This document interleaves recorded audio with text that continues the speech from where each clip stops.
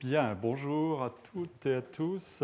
C'est donc le dernier cours de cette série sur 2 ans, à vrai dire. C'était un cycle et ce n'était pas tout à fait le dernier événement qui est lié à ce cours, puisqu'il y aura un colloque le 17 mai, dont le contenu vous sera affiché sur le site du Collège de France. Et le colloque aura pour thème général le travail scientifique et ses transformations.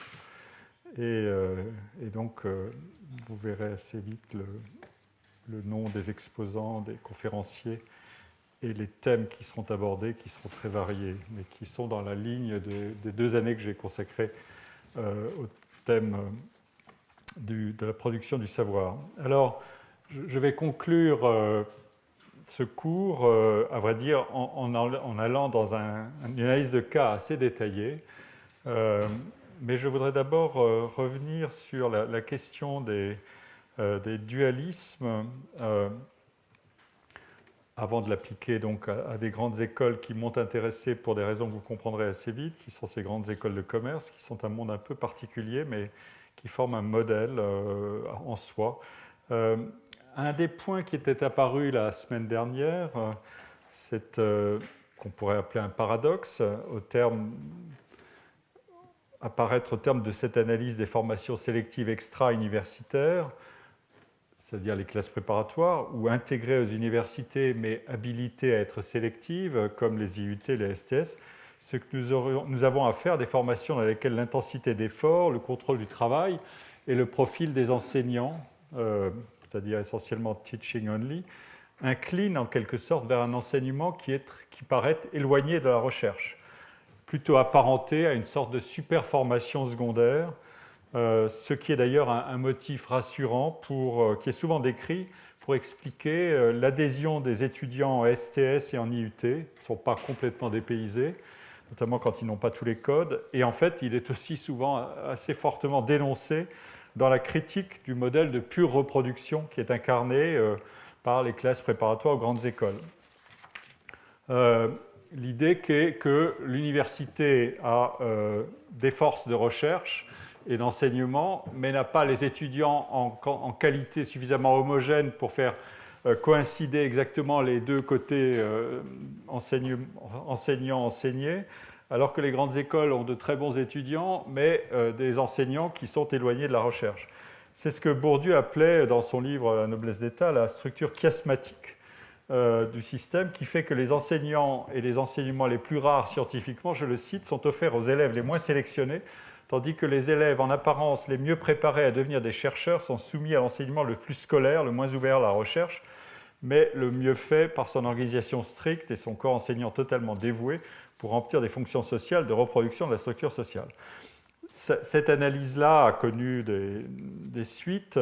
Une prise de position récente d'une de mes collègues, Marie Durubella, qui est une excellente sociologue de l'éducation, qui a fait beaucoup de recherches sur les grandes écoles, met en avant à nouveau le côté scolaire. Elle appelle les étudiants des classes préparatoires des étudiants lycéens qui travaillent de manière très dirigée et dont les acquis ne sont peut-être pas très spectaculaires en termes de créativité ou d'autonomie, dit-elle. Et l'analyse est d'ailleurs prolongée par l'idée que les étudiants sont en quelque sorte, à partir de ces filières-là, détournés. Les meilleurs étudiants seraient plutôt détournés des doctorats et de la recherche, et que donc le système ne serait pas assez vertueux. En fait, ces analyses ont une limite, et dans le dernier cas que je viens de citer, elles sont sans doute plutôt superficielles. Il faut dire que c'était une simple prise de position anecdotique. En fait, les grandes écoles sont en réalité une combinaison de 2 modèles, pas les classes préparatoires, mais leur point de destination. C'est la combinaison de 2 modèles. Un modèle d'enseignement supérieur de type école professionnelle, ce qu'on appelle une vocational school, dans les 3 domaines de l'enseignement, c'est-à-dire école normale supérieure, ingénierie et management dans les écoles d'ingénieurs de commerce, ou encore les écoles d'administration comme l'ENA. Et c'est aussi un modèle universitaire de production d'enseignement et de recherche dans lequel on trouve d'assez nombreux étudiants qui vont aller vers des diplômes supérieurs et jusqu'au doctorat. Mais les grandes écoles, elles se distinguent bien des universités en raison de leur petite taille et de leur production diplômante spécifique. Il y a toute une architecture des diplômes qui est un savant mélange de reconnaissance par l'État et d'autonomie dans la diplomation. Le titre d'ingénieur diplômé est un titre qui est très protégé. Les diplômes des écoles de commerce sont habilités par l'État selon des systèmes de conventions, etc. etc. Ce sont de savants mécanismes. Mais en fait, ces grandes écoles se rapprochent aussi des universités par les liens qu'elles entretiennent, en tout cas les meilleures d'entre elles, avec la recherche, via l'implantation de laboratoires de recherche et la contribution de personnel de recherche venant des EPST. J'ai montré dans une séance précédente la contribution exceptionnelle de tous ces personnels à la production de recherche dans les écoles d'ingénieurs, par exemple.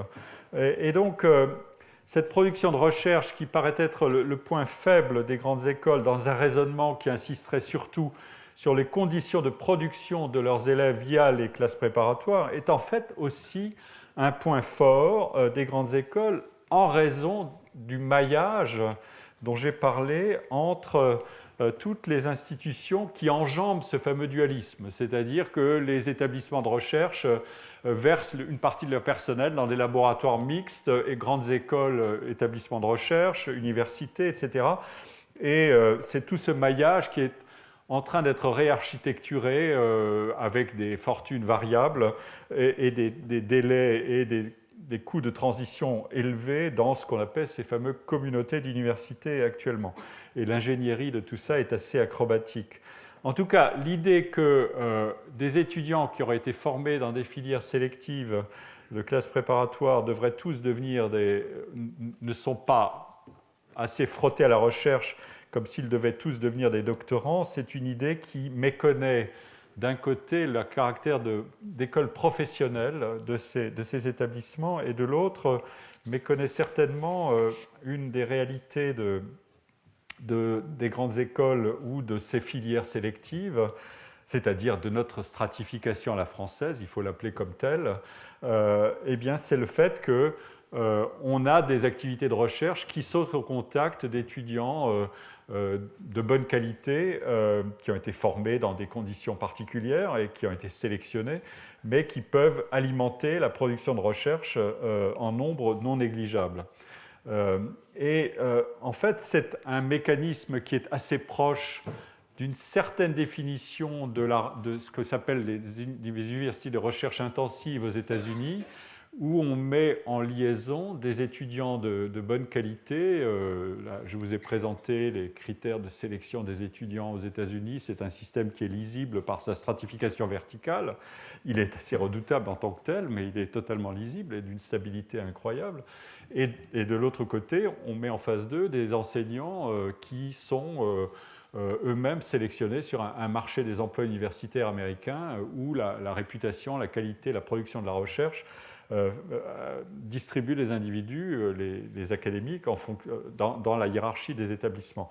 Donc il y a un phénomène de matching qui existe et il est à peu près certain que la stratification universitaire et de recherche à la française s'approche de ce mécanisme-là, mais par une toute autre voie qui n'est pas aussi lisible et qui crée à la fois des critiques plus nombreuses, parce qu'une partie des étudiants qui sont formés dans ces grandes écoles ne vont pas vers là et ne correspondent pas à un modèle strictement universitaire. C'est la partie école professionnelle. Voilà, c'est un point que je voulais faire parce qu'il va m'introduire maintenant à la suite.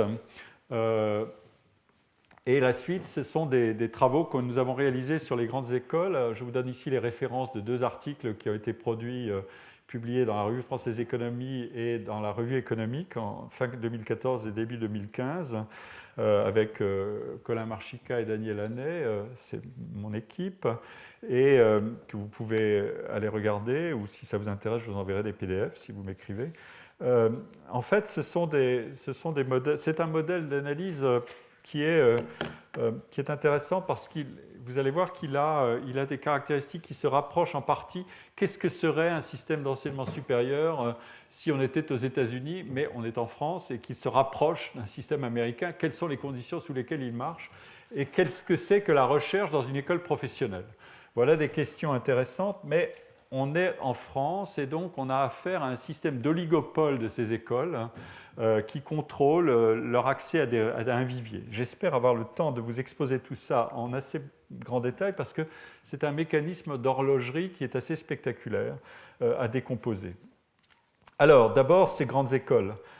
Ces grandes écoles de commerce se sont beaucoup développées. C'est, à vrai dire, la formation la plus efficace, la plus rentable pour accéder à des postes de management et de gestion dans les entreprises. Ici, je vous ai retracé le nombre d'écoles de 1819 à 1999 et leur nombre a un peu varié après, mais pas tellement. Pardon. Pas tellement. Vous voyez que l'essentiel de la croissance s'est fait dans les années 80 et dans ces fameuses années, des années 80-2000, qui ont vu aussi de l'autre côté une massification de l'enseignement supérieur, mais le nombre d'établissements a énormément augmenté et il est devenu d'ailleurs lui-même très hétérogène. En 1980, on avait 15 800 étudiants dans ces écoles, on en a un peu plus de 130 000 aujourd'hui. Et leur nombre augmente encore. Dans ce monde-là, le diplôme qui est le plus prestigieux, c'est ce qu'on appelle le master de programme grande école. C'est précisément celui qui puise dans les classes préparatoires. Et il tient son prestige de ça. Et il abrite toutes les autres opérations de diversification de sa population étudiante ou de formation post-initiale aussi, sous l'ombrelle de la formation la plus réputée, la plus prestigieuse, qui est cette formation des étudiants en classe préparatoire, qui est en fait une contribution gratuite à la production d'une qualité d'étudiants qu'ensuite ces écoles vont accueillir et elles vont leur faire payer d'ailleurs des prix élevés, très élevés d'inscription dans ces écoles pour financer leur production d'enseignement. Parce qu'elles ne sont pas dépendantes de financement public, du moins pas directement dépendantes de financement public. Je vais vous l'expliquer. Et donc, c'est les écoles qui ont accès à ce vivier des classes préparatoires sont entre 30 et 40. Leur nombre est assez stable et c'est ce que j'appelle cet oligopole. Il est relativement fermé et il ne grandit plus. Et c'est au sein de cet oligopole que se développe une compétition pour se répartir les étudiants en fonction du rang des écoles. Et c'est ce que je veux vous démontrer ici dans le détail. Alors, d'abord, ces écoles ont été beaucoup développées sous la responsabilité et la tutelle des chambres de commerce, qui sont, il faut le préciser, qu'on assimile en droit français à des établissements publics administratifs. Et donc, c'est à ce titre-là que ces écoles, ces grandes écoles, du moins celles qui bénéficient de cet accès aux classes préparatoires, et qui sont consulaires ou anciennement consulaires, et quand elles ne sont plus consulaires, elles sont associatives, donc elles sont de non-profit. Il y a des écoles qui sont des écoles for-profit, qui se sont développées aussi. Je ne vais pas insister sur ce point-là, mais si vous voulez savoir ce que c'est qu'un enseignement à vocation de profit, de gain, il faut aller voir dans cet univers-là aussi. Ça s'est développé, il y a des groupes privés, internationaux ou nationaux, qui ont mis la main sur un certain nombre d'écoles et qui les développent et font payer le même prix et qui essaient d'entrer dans les classements, etc. etc. C'est un des cas assez étonnants de développement d'un enseignement privé de type capitaliste, si on veut, avec des investisseurs et des mesures de rendement. Mais pour ce qui est des grandes écoles dont je parle, consulaires, c'est-à-dire qui étaient sous la tutelle des chambres de commerce ou qui sont passées dans une autonomie d'association, elles sont non-profit, donc elles n'ont pas la vocation à réaliser des profits et l'argent qu'elles peuvent récupérer éventuellement si elles équilibrent bien leurs comptes et ont des gains supérieurs à leurs coûts, elles le redistribuent dans leur système. Elles n'ont pas vocation, elles n'ont pas d'actionnaires d'aucune sorte. Mais ce qui Ce qui est intéressant, c'est que ces écoles ont 4 caractéristiques qui les situent très à part de leurs équivalents éventuellement universitaires que sont les instituts d'administration des entreprises, qui se sont développés aussi dans le monde universitaire et qui enseignent la gestion et le management. Qu'est-ce que c'est que ces caractéristiques ? Leur statut, donc, ou consulaire ou associatif, leur procure une très grande autonomie à l'égard des règles du système d'enseignement supérieur. Et donc, elles peuvent, premièrement, définir la quantité d'étudiants qu'elles admettent et sélectionner la qualité des étudiants qu'elles souhaitent former à travers des mécanismes que je vais développer tout de suite. Deuxièmement, elles ont la capacité de faire payer les études en formation initiale à des tarifs qui sont plusieurs dizaines de fois supérieurs au prix administré des formations de l'enseignement supérieur. Et elles ont aussi la capacité de mettre sur le marché, un marché des services éducatifs, une variété grandissante de formations payantes vendues à de multiples clientèles. Étudiants, jeunes cadres en MBA, cadres plus avancés, en formation professionnelle, programmes sur mesure pour les entreprises, etc.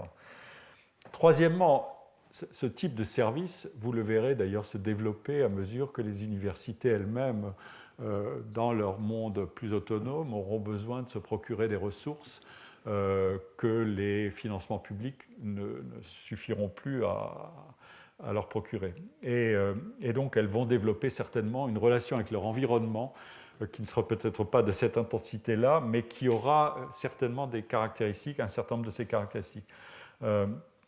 Troisièmement, elles ont la liberté, et ça c'est un autre point important, de déterminer la rémunération et la carrière de leurs enseignants selon des mécanismes tout à fait spécifiques. Et elles disposent par ailleurs d'un très abondant personnel occasionnel auquel elles recourent tout à fait en dehors des cadres d'un système d'emploi de type fonction publique. Et ça, c'est un point qui est important parce que je ne vais pas le développer beaucoup aujourd'hui, j'essaierai, si j'ai le temps, de le développer à la fin, mais la compétition internationale dans le système d'enseignement supérieur aujourd'hui, elle se développe par une corrélation assez redoutablement positive, si j'ose dire, en termes de corrélation statistique, entre les niveaux de rémunération des enseignants et en tout cas des enseignants les plus recherchés. Quand ils sont sur un marché, ils font valoir leur réputation, notamment leur performance de recherche. Donc la corrélation entre ces niveaux de rémunération et les conditions de travail qu'on leur offre. Et ça, c'est un point assez redoutable. Il y a des pays aujourd'hui comme la Suisse, qui sont en Europe, qui sont extrêmement agressifs sur le marché international des emplois académiques, et qui peuvent offrir des conditions de rémunération et de travail. Par conditions de travail, je dis combien d'assistants voulez-vous, quel est le nombre d'heures que vous voulez enseigner au juste. Si vous avez un fort pouvoir de négociation, vous, enseignants, eh bien, vous pouvez donner des réponses à ces questions qui peuvent vous valoir des positions extrêmement enviables. Mais il y a d'autres cas. Il y a maintenant des travaux qui se sont beaucoup développés. Je reviendrai là-dessus dans un cours suivant, mais qui montrent à quel point le salaire n'est plus une affaire de tabou, une grille, comme on la voit en France. Il y a un système de marché. Et il se trouve que ce système de marché s'est développé, ça n'étonnera personne, avant les autres dans le monde des écoles de commerce. Et donc, les professeurs qui enseignent le management et la gestion se servent de leurs bons outils de travail pour s'appliquer à eux-mêmes des critères de rémunération et de performance. Et ça s'est fait avant de se faire ailleurs. Et donc, tout ça est un ensemble de traits qui sont assez inhabituels dans un système français, puisqu'on est à la fois dans un périmètre d'enseignement public, sous l'ombrelle des chambres de commerce, et donc ces écoles sont habilitées à délivrer des diplômes qui ont une valeur publique, et en même temps elles ont une autonomie tout à fait inhabituelle. L'autonomie des universités actuelles, qui a été produite par la loi de 2007, ne ressemble pas du tout à celle qu'ont acquise bien avant ces écoles de commerce, et qu'elles transforment encore actuellement. puisqu'elles se sont largement, assez largement dégagées de la tutelle des chambres de commerce. Ce qui est intéressant dans ce cas, dans cette analyse, c'est que, en fait, je vous ai dit que les classes préparatoires offrent à leurs écoles, à leurs étudiants qui sont dans les filières scientifiques et les filières commerciales, à peu près 80% de chances de réussir. Une fois que vous êtes sélectionné pour entrer dans ces écoles, dans ces classes préparatoires, 8 étudiants sur 10 vont réussir. La question est, oui, mais où vont-ils atterrir? Ils vont obtenir quelque chose, mais où? Et en fait, c'est ça le deuxième point, c'est ils vont atterrir dans des écoles de niveaux extrêmement différents qui sont hiérarchisées entre elles. Et c'est donc ici que se loge un mécanisme que j'appelle un mécanisme de concurrence positionnelle, c'est-à-dire une enveloppe, un ensemble d'écoles, on peut l'appliquer aux écoles d'ingénieurs comme on peut l'appliquer à ces écoles de commerce, qui forment un ensemble fermé, mais hiérarchisé. Et les étudiants, à travers des mécanismes de concours communs, vont se distribuer sur ces écoles en fonction de leurs performances, de leurs résultats au concours d'entrée. Et en fonction de leurs notes et de leurs résultats, elles auront la possibilité ou la contrainte de choisir telle ou telle école dans une hiérarchie. Et la question est de savoir comment s'établit cette hiérarchie des écoles et quel est le degré de liberté des étudiants par rapport à cette hiérarchie des écoles. Alors, pour comprendre ça, il faut repartir de certains éléments de modèle. Dans les papiers que j'ai cités, je m'appuie notamment sur des modèles de papiers de Winston et de Rothschild et White qui constataient l'anomalie. On est dans le monde américain pour comprendre d'où je vais partir. L'anomalie des modèles économiques qui peuvent s'appliquer aux universités. J'avais l'année dernière parlé du caractère de non-profit des universités américaines, en tout cas de la très grande majorité d'entre elles. La chronique des embardés et des catastrophes qui arrivent dans le monde des universités for-profit est un tout autre sujet aux États-Unis, mais l'essentiel des universités américaines sont non-profit. Et ça leur impose tout un ensemble de droits et de devoirs aussi qu'on peut regarder en détail. Je ne vais pas revenir sur ce point-là, mais il y a tout de même ce qu'on peut appeler un modèle économique qui est assez surprenant. Les auteurs dont je parle partaient d'observations qui sont que le prix des formations professionnelles, puisque les étudiants payent un prix pour accéder à ces formations, même s'il y a des bourses et des considérations, des critères sociaux pris en compte pour tarifer éventuellement de manière différentielle les droits d'admission. Mais le prix de ces formations, notamment dans les écoles professionnelles, les business schools, les law schools, les medical schools, dans les 25 plus grandes universités américaines, les plus prestigieuses, c'est un prix qui est certes très élevé au regard de nos standards à nous, français, même européens, mais qui était étonnamment homogène au regard des écarts de qualité et de réputation de ces écoles. Autrement dit, elles se tiennent beaucoup par le prix alors qu'elles ont des écarts de réputation très importants. Et par ailleurs, deuxième point, et ça c'est un point qu'on reverra, les tuition fees, les droits d'inscription, d'admission qu'on demande aux étudiants, qui ont engendré cette fameuse bulle de la dette étudiante, au passage, ce montant des tuition fees est inférieur au coût de revient de la formation qui est fourni à l'étudiant. L'université paye plus cher qu'elle ne récupère en droits d'inscription pour fournir ces formations-là. Et quel est l'argument qu'on peut avancer pour expliquer ça? C'est ce fameux argument dont j'ai déjà dit un mot, de Customer Input Technology, qui veut dire que les étudiants sont assurément des acheteurs aux États-Unis au sens propre du terme, et consommateurs de biens et de services éducatifs, et dont la valeur va se mesurer aux conditions de leur insertion et de leur carrière professionnelle.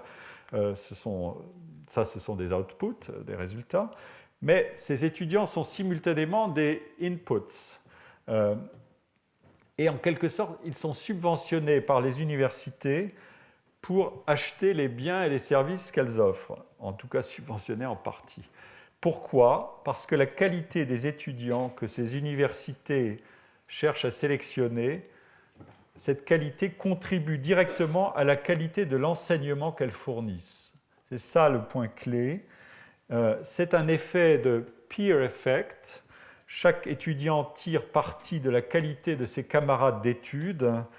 Et vous savez qu'aux États-Unis, la vie étudiante sur un campus, c'est une expérience, c'est une vraie rupture avec le passé. C'est souvent le premier moment où on se sépare de sa famille et on va entrer dans un autre monde. Et c'est un monde dont on se souviendra dans les grandes universités toute sa vie. Et donc, on va devenir alumnus si on a réussi. On a un patriotisme institutionnel à l'égard de son université qui est tout à fait étonnant, et pour ceux qui réussissent. Et pourquoi ? Parce qu'on tire effectivement parti de la qualité des camarades d'études et de l'école ou de l'université. Dans les universités qui pratiquent la sélection et qui ont les étudiants aux scores les plus élevés dans les épreuves antérieures, il y a une culture du non-échec. Un étudiant qui va échouer est considéré comme quelqu'un qu'il faut absolument protéger de l'échec. Et le taux d'échec est très spectaculairement diminue considérablement à mesure qu'on s'élève dans la hiérarchie des établissements. L'échec est considéré comme une anomalie dans ces universités-là, alors que vous avez vu la semaine dernière les taux d'échec en première ou en deuxième année dans l'université française, qui est non sélective. C'est symétrique et inverse, si vous voulez. Et donc, il y a des effets d'interaction entre les étudiants eux-mêmes et des effets d'interaction qui sont beaucoup plus sollicités entre les étudiants et leurs enseignants.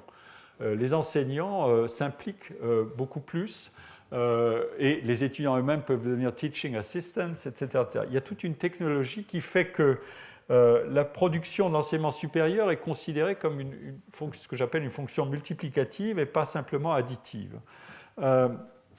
Et donc, ce point-là est essentiel pour comprendre ce qui se passe.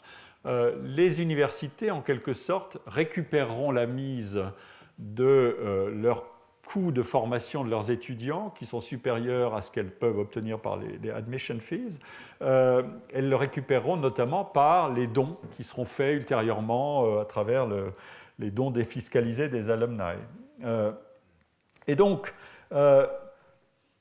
pour obtenir ça, elles doivent maintenir un système de sélection dans lequel elles veulent chercher ce qui leur convient.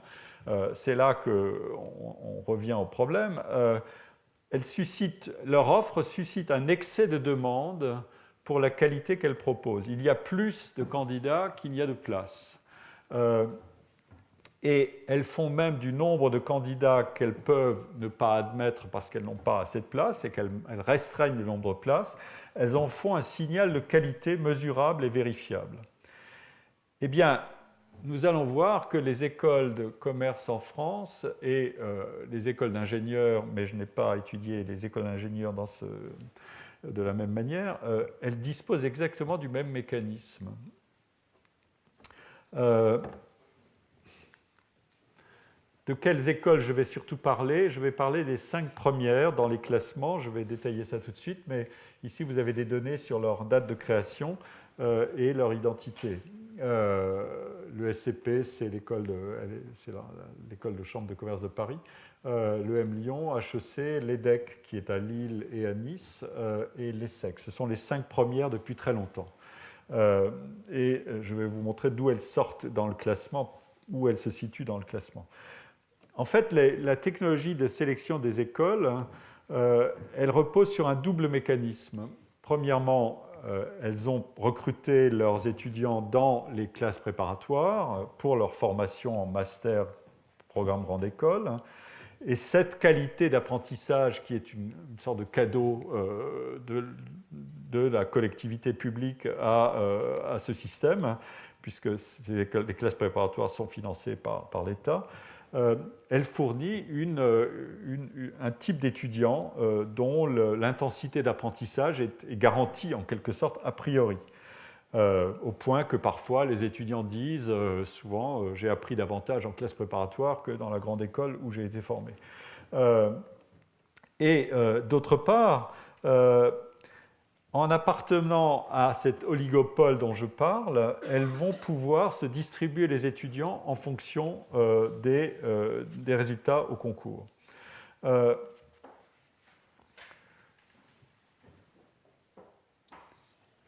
Alors, ce qui est... la démonstration peut se faire de cette manière-ci. D'abord, il faut savoir ce que sont les classements. Les écoles sont classées. On a développé les classements en France bien avant dans ce monde-là, bien avant de les connaître ailleurs. Et ça vient, et on l'a développé aussi au plan international, bien avant de voir les classements fleurir au plan mondial aujourd'hui. Les classements sont nés dans l'univers des business schools et des grandes écoles de commerce. Et il y en a un certain nombre.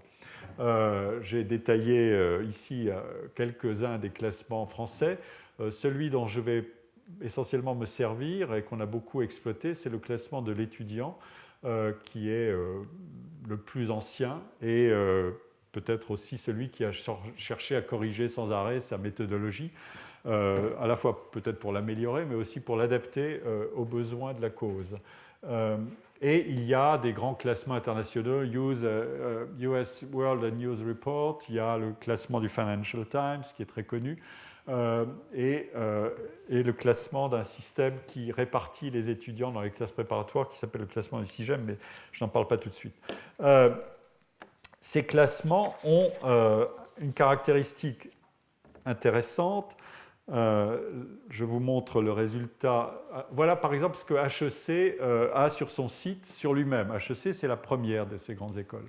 Ce sont tous les labels de classement qu'elle a obtenus. Elle cite toutes les réussites qu'elle a dans les différents classements, Forbes, Financial Times, Le Point, Le Figaro, L'Étudiant, vous voyez, et pour toutes les productions de formation qu'elle a.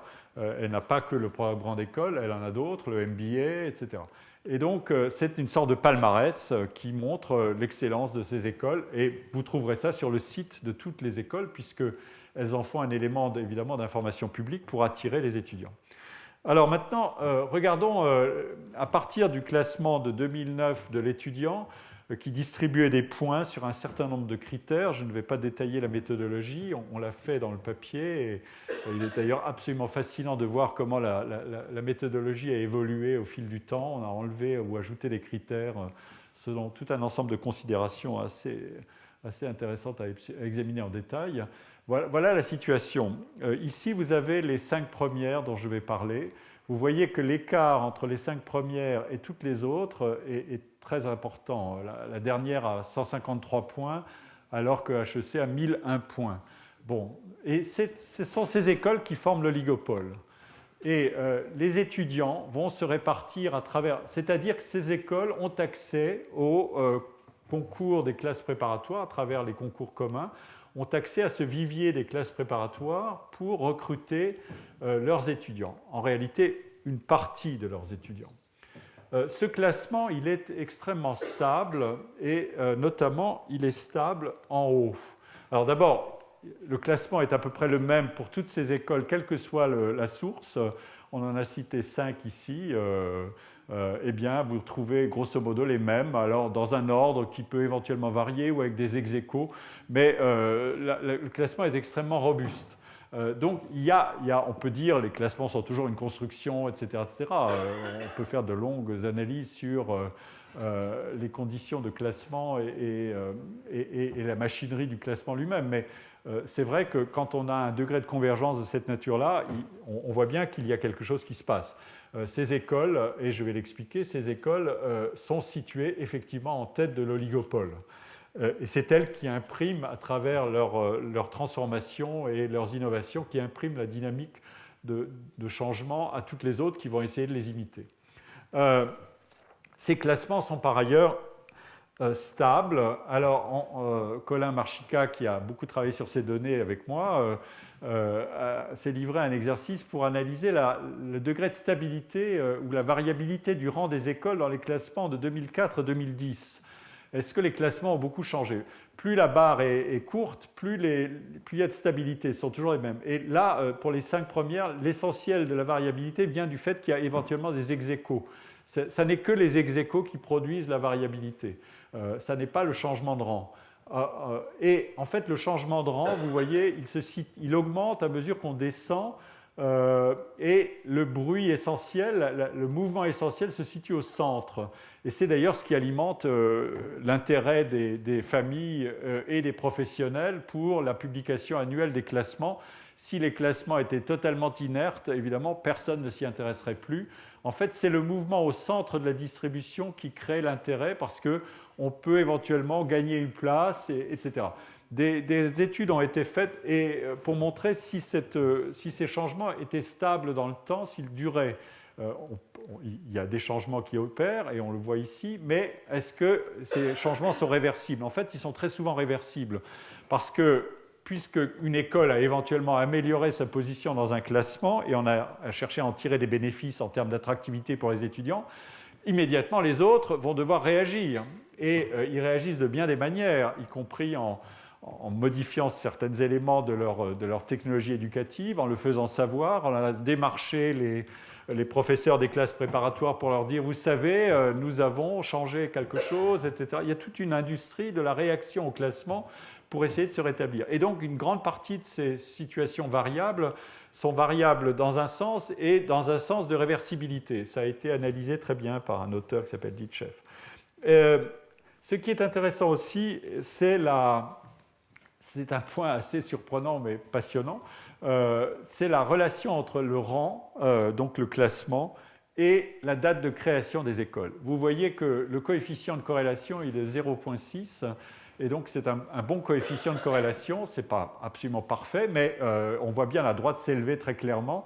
Il y a une relation forte entre l'ancienneté des écoles et leur rang.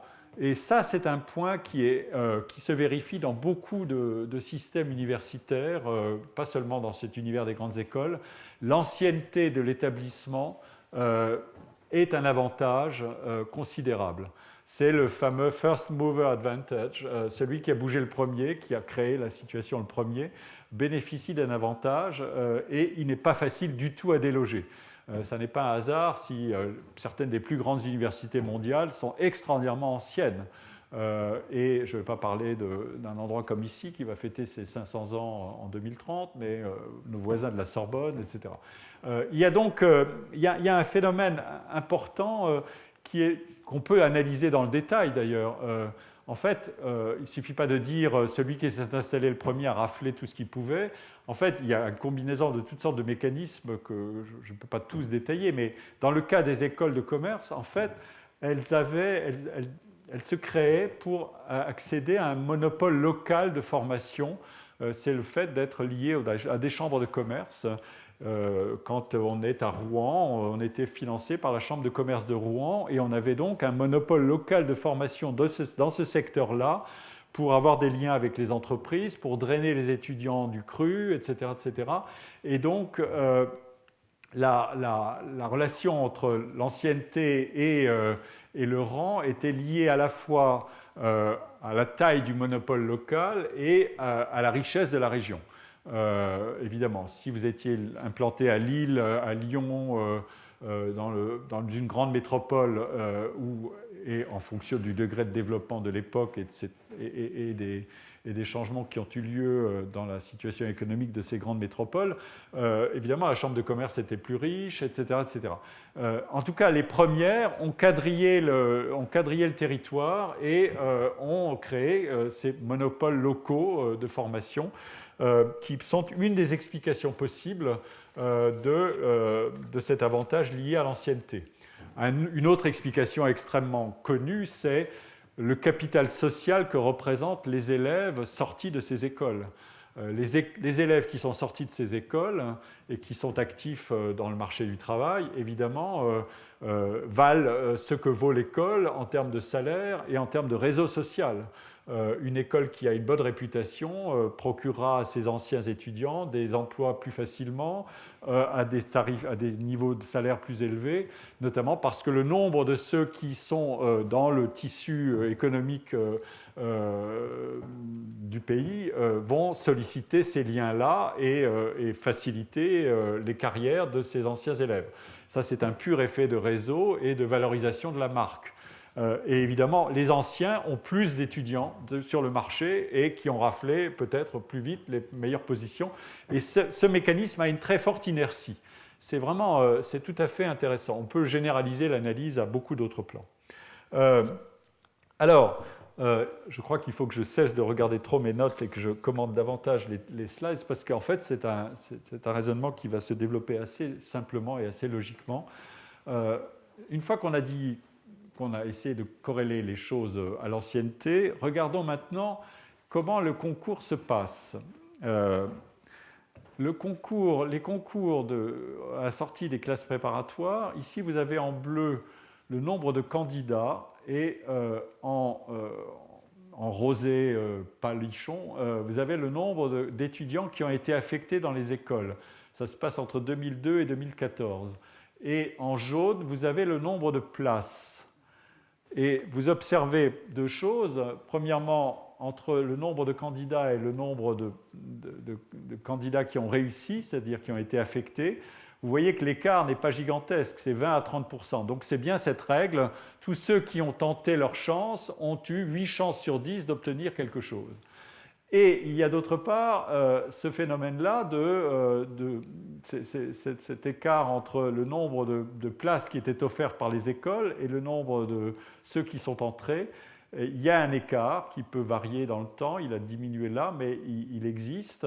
Et c'est tout simplement le fait que tous les étudiants n'acceptent pas les écoles dans lesquelles ils ont été admis, notamment si ce sont des écoles de qualité moyenne ou inférieure, ils préfèrent soit démissionner et ne pas choisir cette école-là, soit redoubler, on l'a vu la dernière fois, et retenter leur chance pour obtenir une meilleure école. Alors, maintenant commence l'exercice de classement en fonction du nombre de candidats. Si vous regardez combien on a de candidats et qu'on regarde le rang de l'école, vous verrez que le nombre de candidats est très élevé dans la première partie du tableau, donc jusqu'au rang 15. Là, il y a une anomalie qui est liée à une seule de ces écoles qui fait partie de cet oligopole, mais elle est extrêmement spécialisée, c'est Télécom Management. C'est une école de télécommunications qui fait partie du groupe, mais qui a des propriétés tellement originales que les étudiants ne se précipitent pas, ils ont un profil très particulier. Donc elle offre aussi moins de places et elle a moins de candidats, parce qu'elle est très très spécialisée. Mais c'est la seule anomalie de ce tableau. Mais vous voyez d'abord que le nombre de candidats est élevé dans la partie supérieure de la hiérarchie de ces écoles, donc jusqu'au rang 15 ou un peu après, mais qu'il y a aussi des mouvements. Et les écoles de tête n'attirent pas le plus grand nombre de candidats, parce qu'il y a un phénomène d'autosélection. Les étudiants des classes préparatoires savent très bien se jauger assez vite. C'est encore beaucoup plus vrai dans les classes scientifiques où on a des hiérarchies internes, MP, MP', etc., etc. Et il y a un quasi-déterminisme. En fin de première année, on sait à peu près quelles sont les chances des différents étudiants d'aller ici et là. Et donc, ceux qui se présentent dans les classes de tête savent qu'ils ont des chances qui sont proportionnées à leurs espérances, et ils ne sont pas les plus nombreux. Ceux qui sont les plus nombreux sont ceux qui sont là. Et c'est comme par hasard aussi ceux qui vont alimenter la chronique des variations de classement dont j'ai parlé tout à l'heure, de la variabilité des rangs. Donc ceux qui vont surveiller attentivement les classements qui sont produits chaque année. Ensuite, là vient le phénomène, sur cette partie droite du tableau, vient le phénomène de l'écart entre les places qui sont offertes, le nombre de places est en ligne continue, et le nombre d'admis est en ligne pointillée. et vous voyez qu'à partir d'un certain rang des écoles, il y a un écart, il y a un déficit d'étudiants par rapport à ce qui est offert, pour les raisons que j'ai indiquées. Et donc, quand on met tout ça ensemble, ça donne un phénomène extrêmement simple, c'est l'attractivité selon la couverture des places qui ont été offertes et qui ont été effectivement prises par les étudiants. Vous voyez qu'au sommet, tout le monde prend la place et qu'au fur et à mesure qu'on descend, le taux de remplissage diminue et il devient extrêmement faible tout en bas dans la hiérarchie de ces écoles. Donc, un des mécanismes qui est présent dans les modèles dont je parlais tout à l'heure, c'est un mécanisme extrêmement simple, c'est qu'il y a un excès de candidats par rapport aux places qui sont offertes au sommet, et il y a un déficit de candidats par rapport aux places offertes à la base. Donc il y a un excès d'offres de places à la base, et en bas de la hiérarchie, il y a un excès de demande en haut. Donc ça se renverse complètement. Dans un exercice valeureux, Colin Marchica a regardé comment on pouvait représenter la mécanique générale de ces concours dans un seul tableau. Voilà le résultat à partir de données qui nous ont été communiquées par le service qui gère ces concours communs et qui prend les inscriptions des étudiants et qui ensuite gère la relation entre les vœux des étudiants, leur affectation en fonction de leurs résultats. Ils doivent émettre des vœux et des préférences pour aller dans telle ou telle école. Et donc, vous avez ici la partie blanche, c'est les non-inscrits, ceux qui ne se sont pas inscrits dans le concours, et elles sont hiérarchisées par le rang dans le classement SIGEM. HEC, par exemple, fait partie des écoles avec le moins d'inscrits, parce qu'il y a un phénomène d'autosélection, et les éliminations à l'écrit sont énormes, et la part de ceux qui sont admis, évidemment, est très faible. Et puis, vous voyez ce profil de la courbe très caractéristique qui fait que le nombre de candidats qui s'inscrivent, qui sont donc par déduction, qui se soustraient des non-inscrits, les non-inscrits diminuent à mesure qu'on se rapproche du milieu de la distribution. Donc, je parlais de ça. Et puis, je ne vais pas détailler davantage, mais c'est un tableau qui mérite d'être regardé dans le détail parce qu'il vous explique à peu près toute la mécanique, y compris l'élimination par les vœux. Vous avez fait des vœux, mais vous n'aviez pas le résultat suffisant pour être à la hauteur de vos vœux, et donc il peut y avoir des phénomènes de mismatching. C'est un sujet qui a beaucoup intéressé d'ailleurs des modélisateurs qui se sont déchaînés sur le problème de qu'est-ce que je dois choisir en fonction des espérances que j'ai. Si j'émets des vœux qui sont trop élevés, je risque un problème. Si j'émets des vœux trop modestes, je risque de rater l'école que j'ai choisie, à laquelle éventuellement je peux prétendre.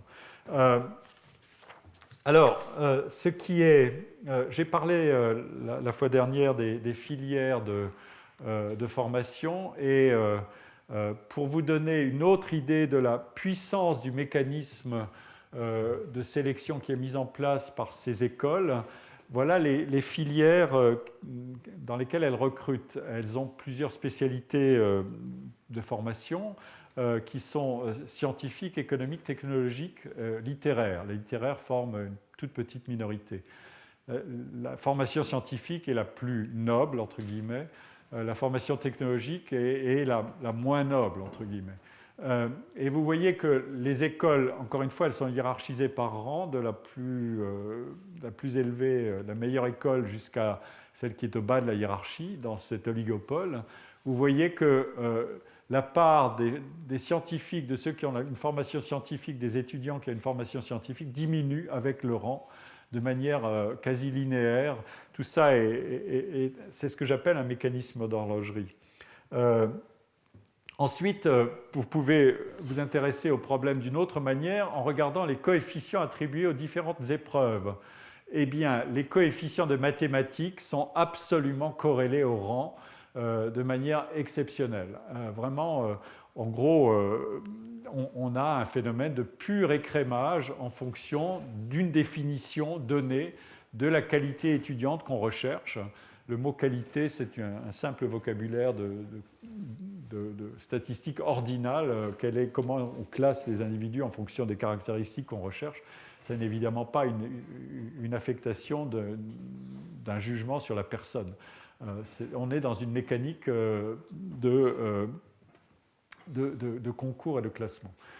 Donc, une fois qu'on met tout ça évidemment ensemble, on voit ce mécanisme d'horlogerie qui s'engraine parfaitement. Les écoles leaders recrutent par la filière la plus sélective qui est scientifique, et avec les coefficients de l'épreuve la plus sélective, c'est-à-dire les mathématiques, qui sont les plus élevés, et d'autant plus élevés que l'école est mieux classée, etc. Et ça constitue ce rouage très très spectaculaire de sélection dans ce type d'école. Cela dit, les écoles ne recrutent pas que des étudiants des classes préparatoires. Et là, on entre dans un autre monde. Les écoles recrutent aussi sur titre, et notamment des étrangers, et je vais y revenir tout à l'heure, parce qu'elles ont accueilli beaucoup d'étrangers, et des étudiants qui se réorientent, soit en première année, soit en deuxième année, donc sur dossier ou sur concours. Il existe aussi des concours pour admettre ces étudiants. Et on recherche, et là, de ce point de vue-là, les critères de recrutement sont beaucoup plus divers et hétérogènes. On n'a pas affaire à un mécanisme d'horlogerie comme celui que je viens de décrire.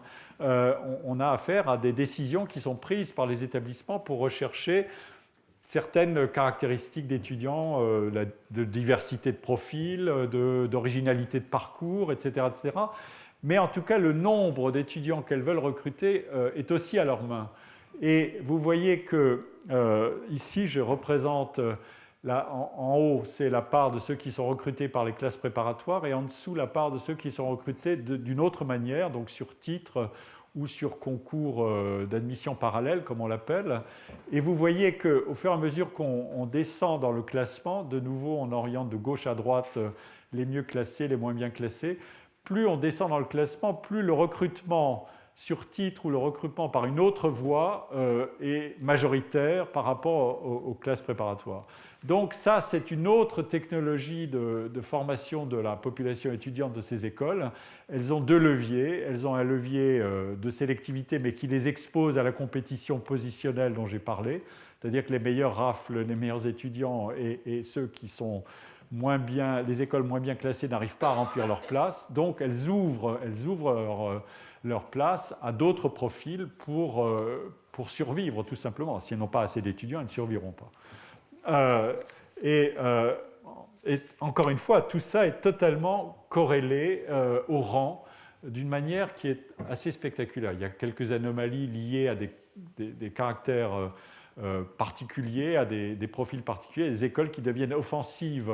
Et une des manières d'être offensive dans ce monde-là, pour augmenter sa surface de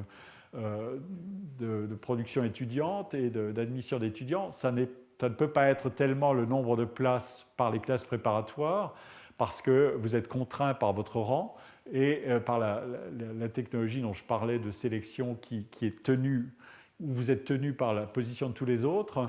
Mais vous pouvez jouer en revanche sur l'augmentation du nombre de places en dessous dans ces admissions sur titre. Et c'est là que se situent les stratégies offensives des écoles pour avoir un business model différent et pouvoir se développer. Maintenant, la question c'est, oui, mais qu'est-ce qui fait que ces écoles méritent leur position ou non? Quels sont leurs modèles éducatifs? Et c'est ici que, alors j'ai résumé ici un certain nombre de caractéristiques de ces écoles à travers des données statistiques qui sont tirées des enquêtes qui ont été faites sur elles, et on en a extrait, notamment à travers les enquêtes de classement, on a extrait un certain nombre de choses. Vous avez un certain nombre de variables qui servent à classer ces écoles. Le nombre de professeurs, le nombre de professeurs internationaux sont des critères de classement. La proportion de docteurs parmi les professeurs, la production de recherche qui est une cotation des articles en ce qu'on appelle le nombre d'étoiles CNRS. On classe les revues et on leur attribue ce qu'on appelait des étoiles. Ça a été un des procédés qu'on a utilisés. Le taux d'encadrement des étudiants par les enseignants, le niveau de recrutement des étudiants en termes de score au baccalauréat. Tout ça, ce sont des critères de classement de ces écoles. Le nombre de diplômés du programme Grande École, la médiane des salaires 3 ans après la sortie, le nombre d'anciens élèves dans le Wuzhou et le budget du groupe. Et vous verrez, la corrélation entre tous ces critères et les rangs, la corrélation est très élevée.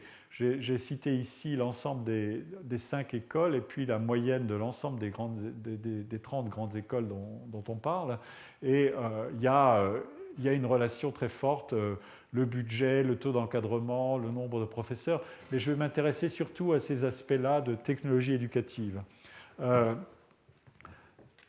La technologie éducative, c'est un point central parce que ces écoles ont longtemps eu des enseignants qui n'étaient pas des académiques classiques.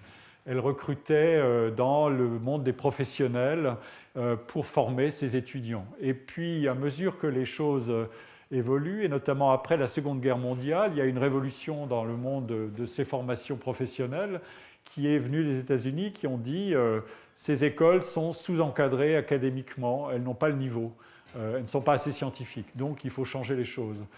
Il faut avoir une discipline comme la discipline de la gestion qui doit être mieux arrimée scientifiquement, avec des enseignants qui sont des vrais académiques, donc qui sont des professeurs permanents et pas des intervenants occasionnels, et d'autre part qui doivent passer des doctorats pour qu'on ait une garantie sur leur qualité.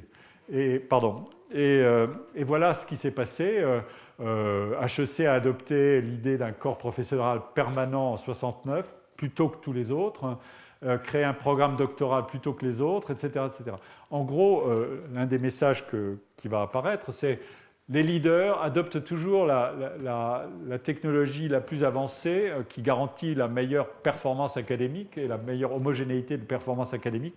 Elles l'adoptent toujours plus tôt que les autres et elles imposent ça dans la compétition. C'est un mécanisme tout à fait redoutable. Alors, ici figure, c'est peut-être pas facile à lire, mais figure un certain nombre de caractéristiques sur le corps professoral, le nombre d'enseignants permanents, pardon, je suis un peu enrhumé, leur âge, leur ancienneté, la proportion de professeurs assistants, associés et full professeurs. Alors, je vais en dire un mot rapidement de ça, et encore une fois, quand vous regardez le détail, et je vous renvoie à l'article que je vous enverrai si ça vous intéresse, les données sont très corrélées au rang, c'est-à-dire que la première a adopté plus vite que les autres une architecture des emplois académiques qui n'existe pas dans le monde universitaire français, mais qui est calquée sur le modèle américain, c'est-à-dire assistant professor, pour ceux d'entre vous qui ont suivi le cours l'année dernière ou qui veulent aller le regarder, c'est le mécanisme de recrutement probatoire. On est d'abord recruté comme assistant, mais on doit être confirmé pour obtenir la fameuse tenure, 6 ans, 8 ans ou éventuellement 10 ans plus tard. Ces écoles, HEC l'a fait avant les autres, même si par des jeux un peu d'assimilation, elle a appelé assistant des emplois qui n'étaient pas exactement ceux du type américain.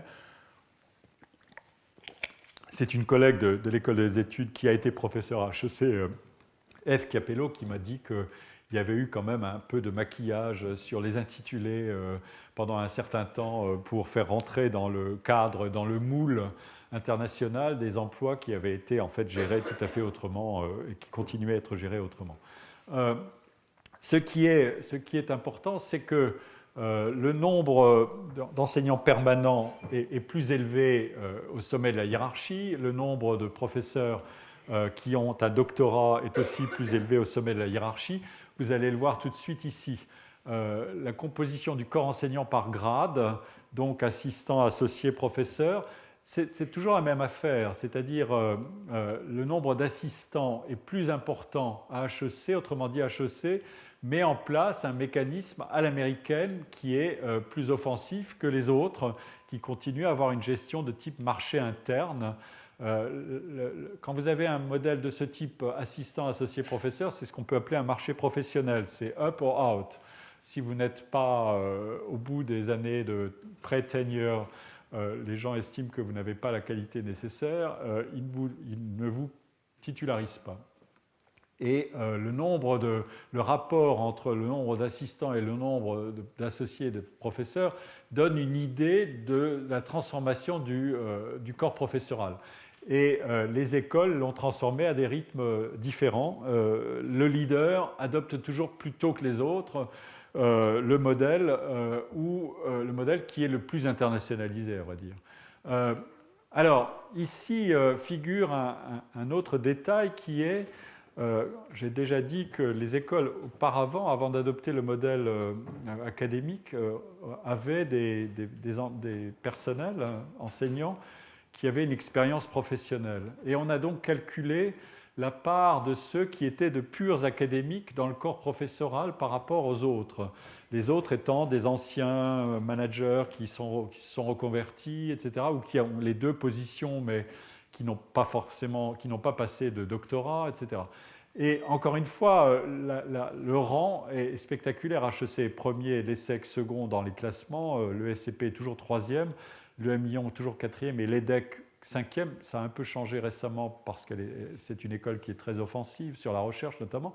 Mais vous voyez que le type académique est toujours dominant. En bleu, vous avez le corps professoral recruté entre 68 et 93. Et en rouge, le corps professoral recruté entre 1994 et 2009. Et vous voyez que le leader, il a toujours précédé le mouvement en adoptant le type de profil académique qu'il souhaite, ou le nombre d'académiques ayant le profil souhaité, ou internationalement légitime, qui donne ces scores de 80%. Et les autres le font beaucoup plus lentement et à des rythmes moins rapides et pour arriver à un corps professoral plus hétérogène.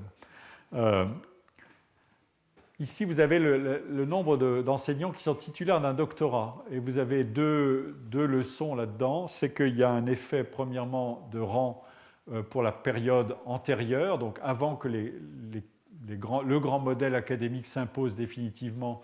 En bleu, vous avez la situation des enseignants recrutés avant 1993, et vous voyez que le leader avait déjà plus de docteurs dans son corps enseignant que les autres. Et en rouge, vous avez un effet de rattrapage. Maintenant, le modèle académique s'est imposé partout, et donc l'essentiel des enseignants sont docteurs, sauf dans les écoles qui ont encore un corps qui, en quelque sorte, transporte l'histoire de son institution avec lui. Voilà le point. Alors, cette internationalisation, il y a un deuxième point sur lequel je veux insister, c'est l'internationalisation. Ça, c'est un défi majeur de tous les établissements d'enseignement supérieur aujourd'hui. Et il a été pris en charge, en quelque sorte, avant des autres, avant le monde universitaire en France notamment. Il a été pris en charge dans ces genres d'établissements beaucoup plus tôt et de toutes les manières, à la fois par la composition du corps enseignant, mais aussi par l'ouverture des alliances avec toutes sortes d'autres établissements universitaires ou d'écoles apparentés. Et ici, vous avez une liste de tous les événements qui ont eu lieu, coopération avec des établissements universitaires américains, des écoles de commerce américaines, de 1945 à 1957, des stages obligatoires à l'étranger pour les enseignants dès 1950, la création de MBA à HEC en 1969, etc. Et des alliances entre les formations des grandes écoles, HEC, la LSI, Stern School à New York, etc. Donc, on a affaire à un déploiement d'une technologie éducative qui est tout à fait particulière et qui correspond évidemment à des besoins. Alors ici, on voit les choses d'abord par le profil du corps enseignant en fonction de la date de recrutement. En rouge, c'est la part des étrangers et en noir, c'est la part des enseignants français.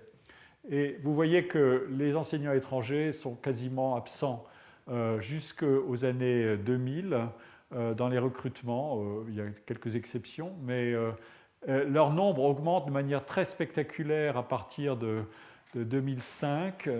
Et c'est à la fois sous l'effet de l'intensification de la compétition et de l'ouverture internationale de ces écoles, qui est de plus en plus importante. Et aussi de mécanismes incitatifs pour rémunérer les enseignants qui se sont développés très exactement à partir de là. Autrement dit, les écoles ont commencé à jouer sur le levier du salaire pour attirer des enseignants étrangers avec toutes sortes de mécanismes qui n'existaient pas auparavant. Auparavant, c'était des grilles, des chambres de commerce et d'industrie qui avaient la tutelle de ces écoles et ont appliqué aux enseignants une grille de rémunération qui était celle de la chambre de commerce. Mais dans les années 2000, une réflexion a été lancée, comme par hasard, par HEC, et on a créé de multiples mécanismes de rémunération dont je vais vous montrer, j'espère avoir le temps de le faire. Il faut dire que ces enseignants étrangers, en quelque sorte, occupent une position sur ce qu'on appelle un marché. Il y a un mercato des professeurs de gestion et de management qui est totalement explicite et qui est organisé avec le prix, les lieux, les cotations, les blogs, les systèmes d'information et d'échange d'informations entre les enseignants. On trouve ça aussi pour les économistes qui ont un sens assez aigu de leur niveau de rémunération. On le trouve moins dans d'autres disciplines, mais voilà.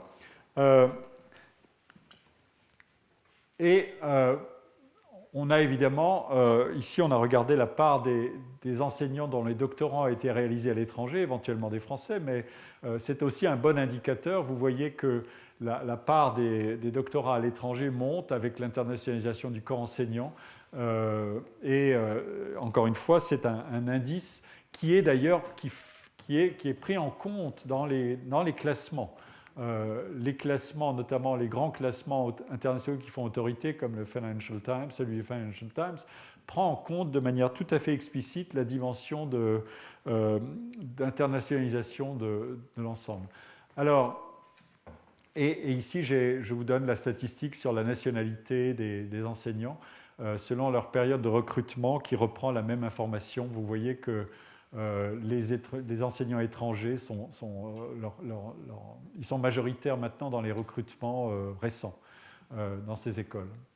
Quand on fait la somme et là on le voit pour la distribution selon le rang, c'est toujours la même situation. Le premier adopte plus vite que les autres les critères d'internationalisation et de recrutement sur ce marché international, etc.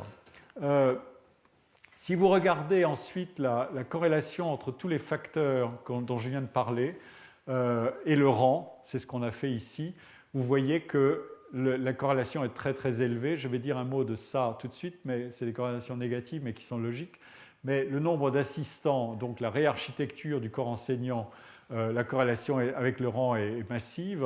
On a deux critères de corrélation et dans un, elle est de 0,96 et l'autre de 1, donc on ne peut pas faire quasiment mieux.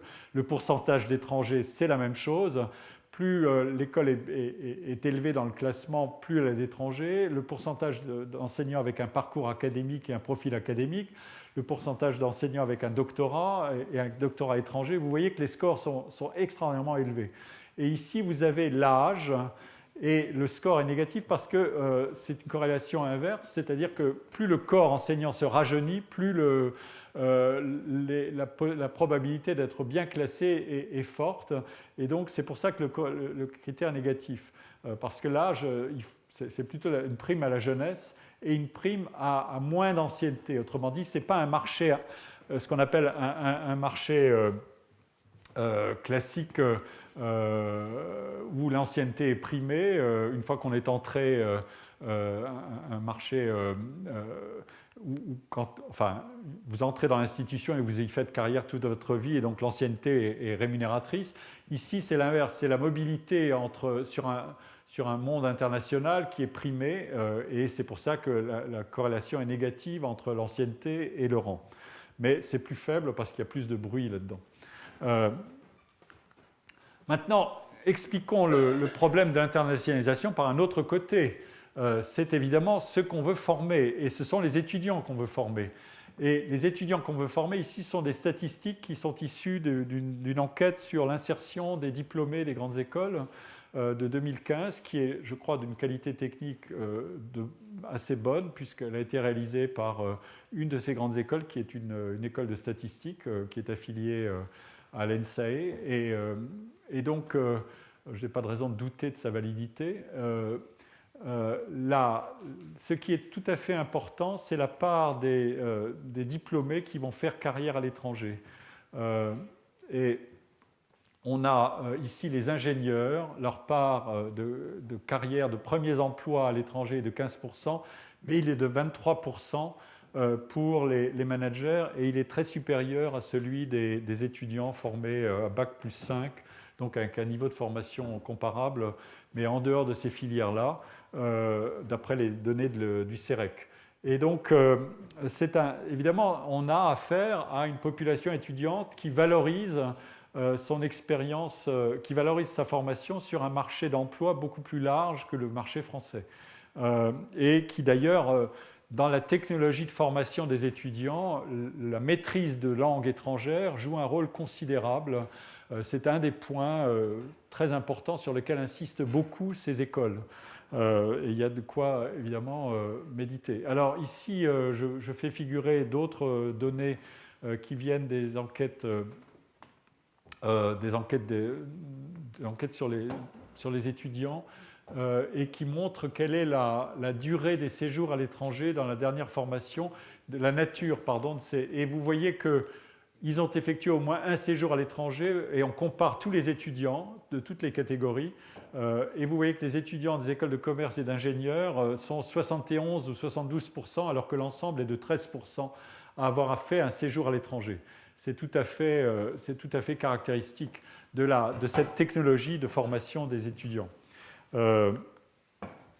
Et vous avez ici la provenance et les lieux de destination de cette formation à l'étranger pendant les études, et aussi la part de la durée de la formation à l'étranger. Et vous voyez que les écoles de commerce se distinguent par la proportion très élevée d'étudiants qui ont fait plus de 6 mois de séjour à l'étranger.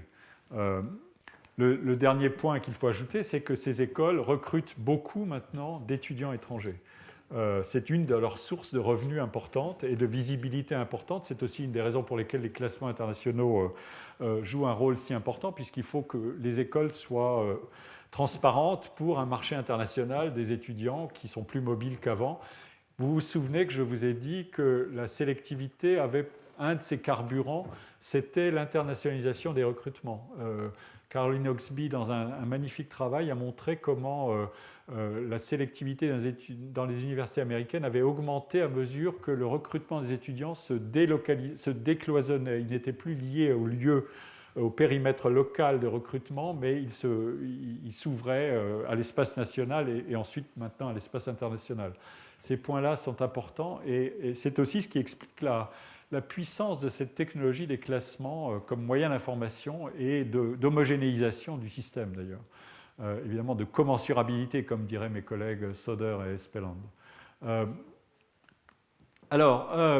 Maintenant, voyons, je vais aller assez vite, mais je voudrais regarder rapidement la question de la recherche.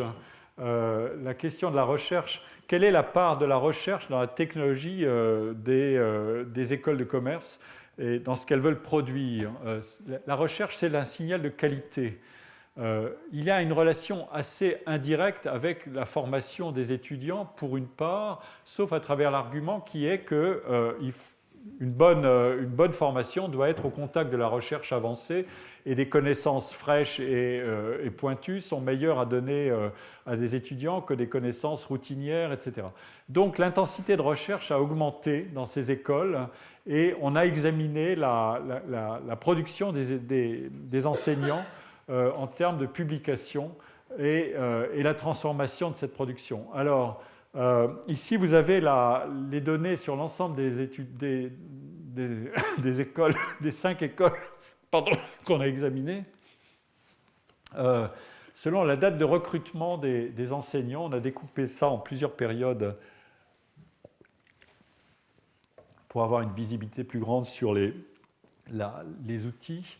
On a utilisé des données bibliométriques du Web of Science qui captent une partie des revues, pas la totalité, dans lesquelles ces enseignants publient. J'ai passé la slide parce que c'est trop long à commenter, mais vous voyez que la production augmente. Là, c'est le pourcentage de publiants, c'est-à-dire d'enseignants qui ont publié dans le périmètre du Web of Science, des revues qui sont exploitées, cataloguées et dépouillées par le Web of Science et répertoriées. Et donc vous voyez que le score augmente spectaculairement à mesure que le recrutement est plus récent. Donc il y a une technologie de la production de recherche qui a changé et qui est beaucoup plus intensive maintenant. Et elle est arrimée d'ailleurs à des incitations monétaires. Et le nombre d'articles par publiant a augmenté aussi. Et le nombre d'articles par enseignant a augmenté aussi. Donc la recherche est plus présente parce que c'est devenu un critère de réputation des établissements et de réputation aussi pour attirer de bons enseignants internationaux. Il faut un milieu qui est productif du point de vue de la recherche aussi. Alors, ici figurent ce type de données, mais rangées par école. Et vous voyez que le mécanisme est toujours le même. HEC et les deux premières ont le nombre de publiants le plus élevé, la part de publiants la plus élevée. Ensuite, on a regardé la part de publiants avec des citations. C'est un exercice redoutable, c'est oui, je publie, mais est-ce que mon article est cité? Et vous voyez l'écart entre les deux, il est spectaculaire. Et bon, un tiers des enseignants d'HEC, dans la période étudiée 2006-2009, avaient des articles qui ont été cités. Donc, il faut rester modeste dans le monde de la science. Vous pouvez produire des articles, mais ensuite, attirer l'attention des collègues, c'est une autre affaire.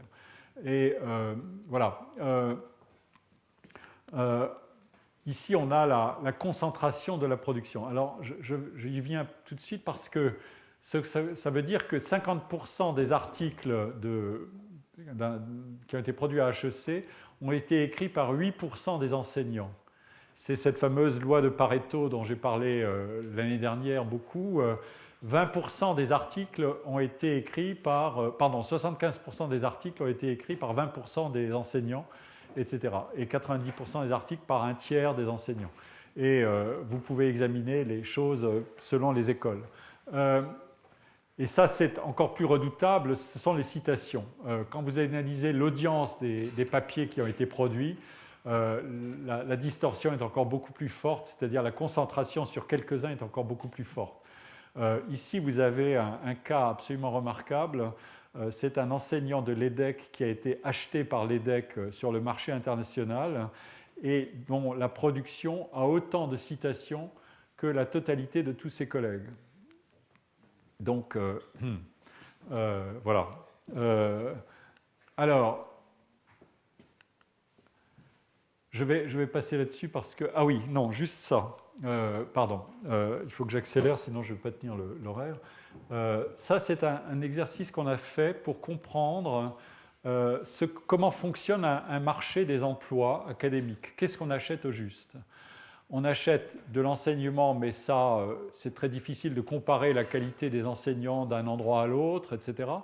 En revanche, ce qui est facile à comparer et à mesurer, c'est la productivité d'un chercheur, d'un enseignant-chercheur. Et on a examiné ce qu'il avait produit durant toute sa carrière, c'est la première ligne, et puis ensuite ce qu'il a produit depuis qu'il est entré à l'école. Autrement dit, s'il a beaucoup produit pendant sa carrière, mais aussi avant d'entrer dans l'école, ça veut dire qu'on a acheté quelqu'un qui avait une forte production, une forte visibilité, et pour augmenter la production de l'école. Et donc, on regarde, selon le rang de l'école, ce qui s'est passé.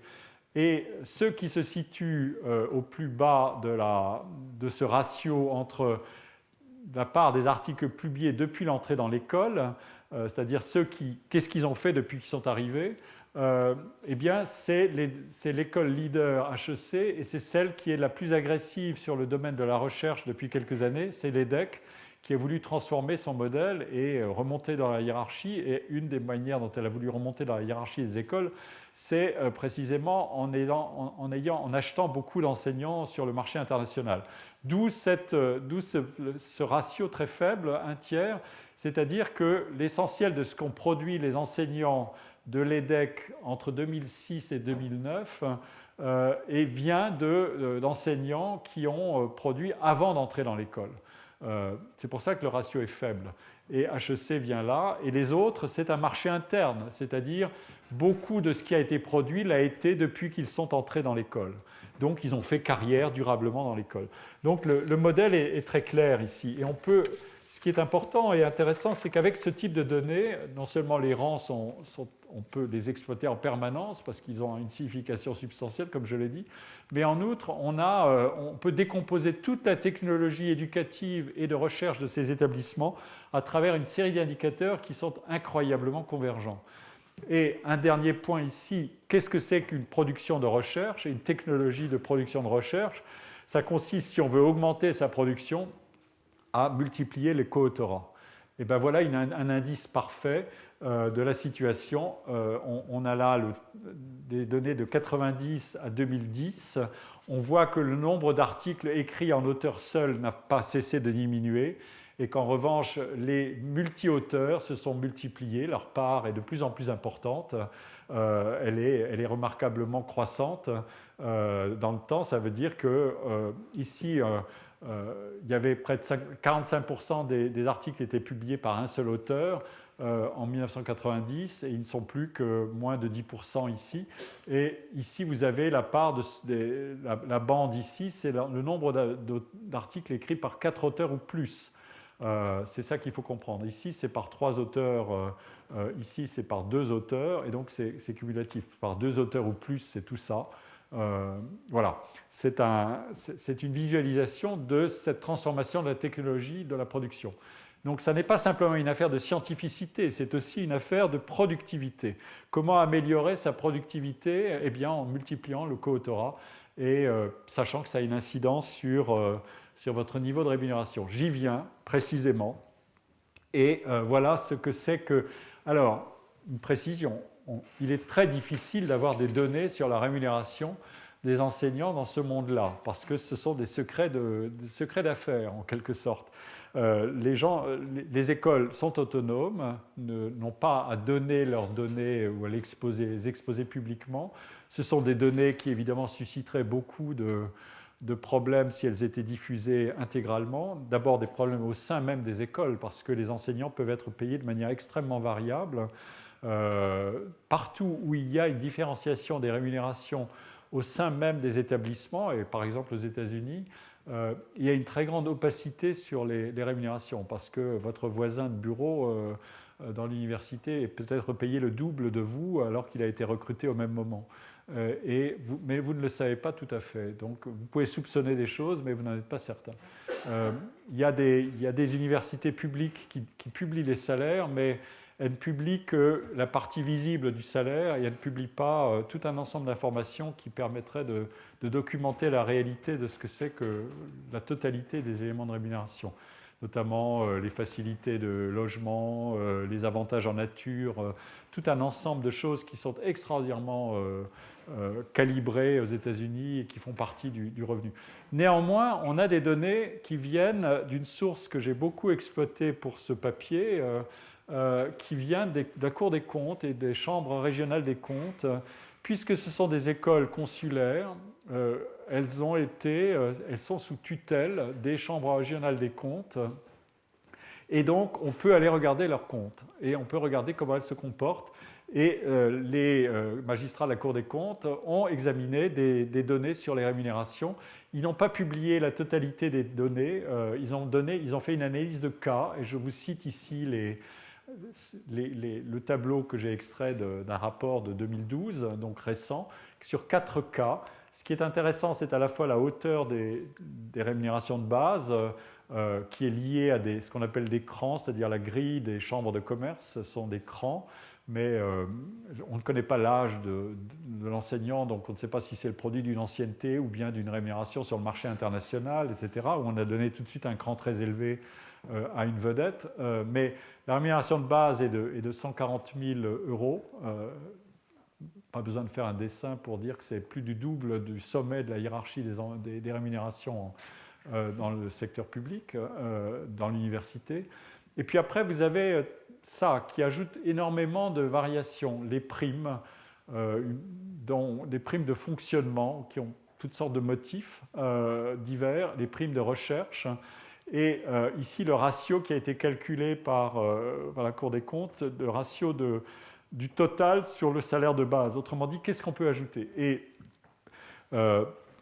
j'ai donné un entretien récemment dans le Nouvel Observateur, qui est en tout cas sur la partie qui est en ligne du Nouvel Observateur, où on me demandait ce qu'il en était des rémunérations des enseignants dans l'enseignement supérieur actuellement et dans le monde de l'enseignement supérieur au sens large.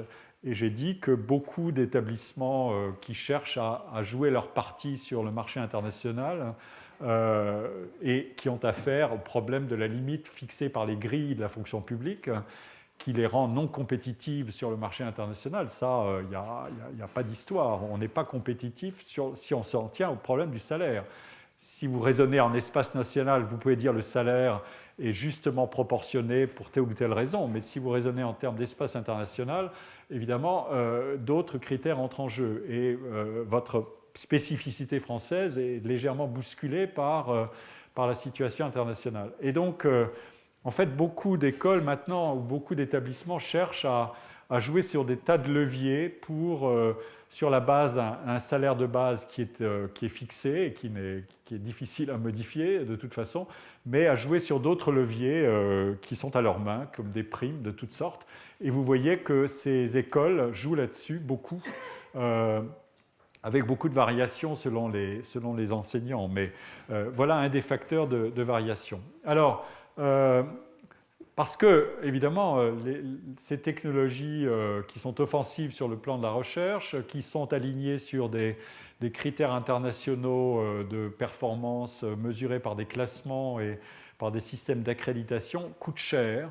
Et donc, il faut à la fois rémunérer correctement des enseignants, mais il faut aussi se procurer des revenus. Ici, j'ai donné simplement le monde réel de l'enseignement dans ces écoles, qui est assez différent du noyau dur dont j'ai parlé à l'instant des enseignants. Il y a énormément de vacataires. HEC emploie 700 à 800 chargés d'enseignement, professionnels ou enseignants, langues, etc., qui interviennent ponctuellement. Il y a tout un monde très différent qui est très, très différent du noyau dur et qui est une enveloppe de production d'enseignement. Et au besoin, évidemment, les enseignants qui obtiennent une décharge d'enseignement pour faire de la recherche et être performants en recherche peuvent reporter une partie de l'effort d'enseignement sur tous ces contributeurs vacataires, chargés d'enseignement, etc., qui sont extrêmement nombreux. Ils sont 800 à l'ESCP, ils sont 500 à l'EM Lyon. Et encore une fois, ces données-là, je les ai tirées de rapports des chambres régionales des comptes ou de la Cour des comptes, et donc elles sont publiables comme telles. Ça, c'est une chance. Voilà. Donc, alors, la contrepartie de tout ça, c'est les prix que les étudiants payent pour leurs études. Ici, l'étudiant a publié très récemment, en janvier, le prix moyen des études par année, les frais de scolarité annuels moyens, qui sont corrélés au rang, mais qui sont assez comprimés, mais ils sont très élevés selon les critères de l'université, c'est-à-dire, comme j'ai dit, plusieurs dizaines de fois supérieurs à des frais de scolarité universitaire, 13 500 € à l'ESSEC, et pareil à HEC, etc. Et ça descend jusqu'à 8 600. Mais l'argument que j'ai développé au tout début est que l'écart de frais d'admission est moindre que l'écart de qualité entre les écoles. Mais voilà, donc on a affaire à des rémunérations, des frais de scolarité très élevés. Cela dit, ces frais de scolarité n'occupent pas la part majoritaire des ressources des écoles, du moins si on regarde en termes de rang. Les meilleures écoles se débrouillent pour diminuer, pour avoir dans leur budget une part de ressources propres par la formation initiale et post-initiale qui est minoritaire. Ça n'est que 36% de leurs ressources. Le reste vient de la formation continue, tout ce qui est prestations pour les entreprises, mais c'est un marché beaucoup plus lucratif, mais qui est lui-même contrôlé fortement par les meilleures écoles. Vous voyez que les pourcentages ici de 25% et 22% pour l'ESSEC n'ont rien à voir avec les scores en bas et pour l'ensemble des écoles qui est de 9%. Qui est procuré par la formation continue. C'est un marché très compétitif qui est complètement corrélé à la réputation des établissements. Un des points essentiels qui est pareil ici, c'est l'école leader, HEC, a développé une fondation et a été capable de récolter plus de 100 millions d'euros en 4 ans et imprime là aussi la dynamique de transformation du modèle d'affaires des écoles en se desserrant de la tutelle des chambres de commerce qui ne représentent plus que 10% de ses ressources et en augmentant son autonomie. Mais pour le faire, il faut disposer évidemment d'un ensemble de donateurs qui sont bien insérés professionnellement, disposés à être donateurs et occupant des positions élevées, etc., ayant un bon réseau social. Et on peut calculer, je l'ai fait dans le papier, le coefficient de conversion d'un ancien élève en alumnus, c'est-à-dire en quelqu'un qui va donner, en donateur, le coefficient est plus élevé au sommet qu'à la base. C'est-à-dire le sentiment d'appartenance à son école et de devoir donner à son école parce qu'on a obtenu de l'école, ce sentiment-là est plus développé pour les meilleures écoles que pour les écoles qui se situent beaucoup plus bas. Donc, c'est ce qui explique la transformation de ce modèle d'affaires des écoles. Alors, un mot de conclusion, parce qu'il est temps de conclure. Yann Renizio m'a dit il faut que tu fasses une conclusion générale de tes 2 cours de l'année. Je pense que je la donnerai plutôt pendant le colloque qui aura lieu le 17 mai. Mais vous avez compris que un des points clés que j'ai développé cette année, c'était la relation entre le déterminisme scolaire que j'ai étudié au début, avec cette loi implacable de la relation entre performance scolaire, origine sociale et caractère linéaire du parcours à travers les études secondaires et les chances d'entrer dans la bonne filière des études supérieures, y compris les filières sélectives. Ça, c'est un point redoutablement avéré et c'est un des grands succès de la sociologie, c'est d'avoir mis ça en évidence avec une force et un caractère cumulatif exceptionnel au long des années, sans que ce mécanisme se dessert. Si la science sociale se mesurait en termes de succès à ses chances de changer le monde, là pour le coup, elle est assez mal située. Mais tout ne dépend pas d'elle, heureusement, malheureusement pour elle, et heureusement aussi pour son caractère scientifique. Je veux dire que sa valeur ne dépend pas de sa capacité, stricto sensu, de sa capacité à changer le monde, sinon peu de disciplines pourraient être valorisables. Mais en tout cas, elle contribue à le faire connaître et donc à le changer d'une certaine manière, du moins on peut l'espérer, mais les données sont extrêmement convergentes. D'autre part, dans ce système-là, il y a des points fixes qui sont l'objet d'investissement, et ces points fixes sont par exemple les filières sélectives qui sont totalement identifiables, et au centre se situe le monde non sélectif des universités. J'ai beaucoup étudié ça dans le cours, et j'ai voulu montrer qu'il en allait de même du côté du corps enseignant et enseignant-chercheur. On ne peut pas séparer les deux. J'ai voulu maintenir la relation de matching entre ce qui arrive aux étudiants et ce que font les enseignants. C'est très important de comprendre que les deux sont totalement corrélés dans un système comme le système français. J'avais beaucoup étudié des systèmes étrangers l'année dernière, mais cette année, c'était le système français. Et j'ai voulu montrer ce qu'est une stratification à la française, qui est en fait un jeu stratégique complexe et parfois extraordinairement hypocrite entre le problème de la sélection et le problème de la démocratisation. Et voilà. Et donc, je vous invite à venir au colloque du 17 mai et je vous remercie de votre attention et vous souhaite beaucoup de bonnes choses pour votre travail et votre existence. Merci.